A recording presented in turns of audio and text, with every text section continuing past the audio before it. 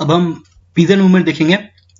तो peasant movement में आज हम क्या देखेंगे, और आपका स्वागत है डिप्लोमेट्स फ्रॉम होम। देखो यार, ये सब मेरे से नहीं होता, समझा? आप प्लीज आप समझना, सॉरी अगर आपको कुछ मेरा बात का टोन का खराब लगा है। तो ये जो आते के साथ welcome from diplomats from home, so subscribe कर लेना। पसंद आता तो कर लिया करो, प्लीज प्लीज नहीं बोलूंगा मतलब पसंद आता है तो कर लिया करो। हमारा भी मैं ये सब कर रहा हूँ ना, टाइम पास के लिए कर रहा हूँ। टाइम पास बोलो तो अकेले पढ़ पढ़ के थक गया हूँ, नहीं याद रहता मुझे।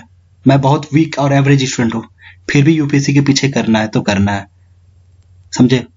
कोशिश है मेरी बस। तो ये रिवोल्ट कब होता है? मापिला रिवोल्ट कब होता है? तो एरिया इसका मालाबार रीजन किस ईयर में? 1921 में होता है।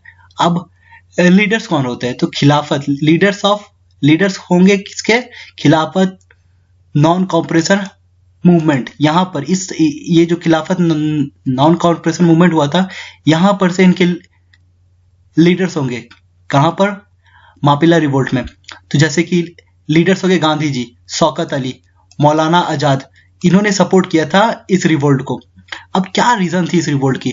तो most of the Mappila talents were Muslim. अब देखो यहाँ पर हिंदू मुस्लिम की बात है, ठीक ना? तो अब देखो बाकी रिवोल्ट में आप कह सकते हैं हिंदू मुस्लिम मिक्स होगी, कुछ पता नहीं है, पर ये इस पे ज्यादातर जो टेनेंट्स है वो मुस्लिम्स है।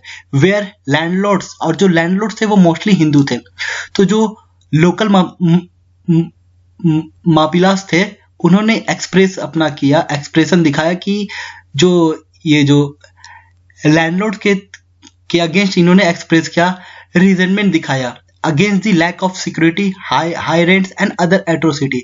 तो ये जो लैंडलॉर्ड्स थे जो इनके ऊपर एट्रोसिटी करते थे, जैसे कि लैक ऑफ इन्हें कोई सिक्योरिटी नहीं दी गई थी और हाई रेंट्स था, और जो अदर एट्रोसिटी ये करते थे मापिला टेनेंट्स के ऊपर, इसका ये कारण है ये रिवोल्ट होने का। और इसका immediate cause of revolt was the arrest of priest leader. तो अगर ये रिवोल्ट कब शुरू होता है? जब एक प्रिस्ट लीडर को अरेस्ट किया जाता। अब ये कौन लीडर होते हैं? ये जो मापिला के जो प्रिस्ट होते हैं, इसे अरेस्ट कर देगा। और ये प्रिस्ट कौन थे? अली मूसा आयर, ये थे। इन्हें अरेस्ट करने के बाद यहाँ पर रिवोल्ट शुरू हो जाता है। तो अब इसका कंसिक्वेंस क्या निकला? हमने देख लिया काउस, क्या रीजन थी रिवोल्ट की, कौन लीडर थे, किस ईयर में हुई, किस रीजन में हुई।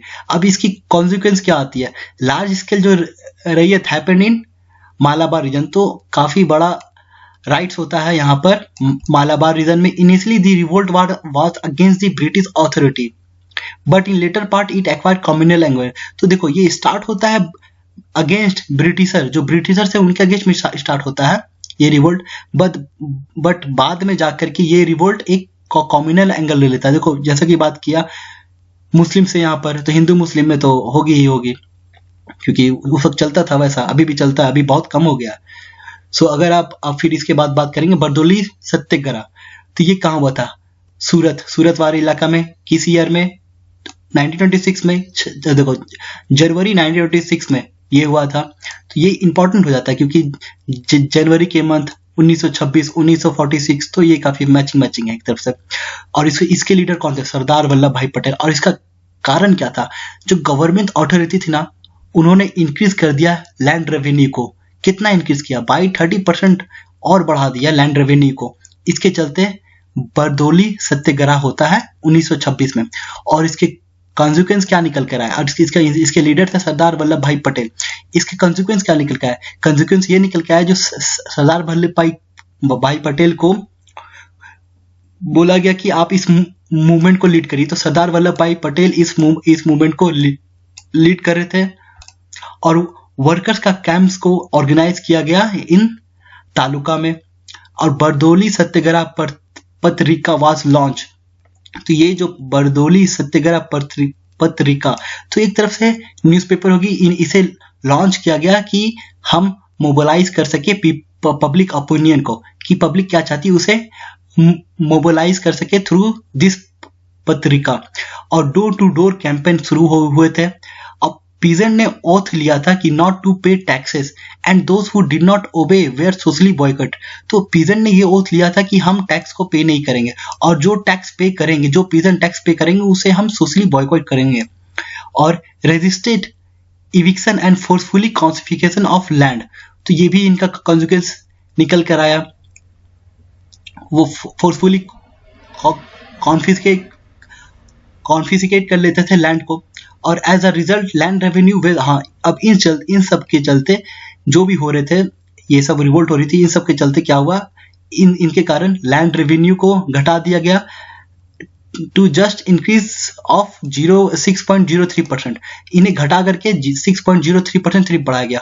ऑल दो मूवमेंट फॉर लोकल, तो देखो हालांकि मूवमेंट जो था वो काफी लोकल था, बट इस रिसीव पर बाद में जाकर के इसे इस मूवमेंट को नेशन वाइड सपोर्ट मिलता है। Even Gandhi lend his support to the movement. अब देखो इस मूवमेंट को गांधी जी भी सपोर्ट करने लगते हैं, तो अगर अब यूपीसी ये पूछेगी कौन सी मूवमेंट को वर्ल्ड नेशन वाइड सपोर्ट किया गया था बरदोली सत्याग्रह पर, ये ऐसी स्टेटमेंट तो पूछेगी नहीं, पर ये सब याद रखना कि ये रिवोल्ट कब हुई, किसने की, किसने लीड किया, क्यों हुई, ये सब काफी जरूरी है। तो थैंक यू। हमारा पीजेंट मूवमेंट हमारा खत्म होता है, हमने कम से कम 6, 7, 8 देखे होंगे रिवोल्ट, तो वो आपको याद रखना है। Thank you.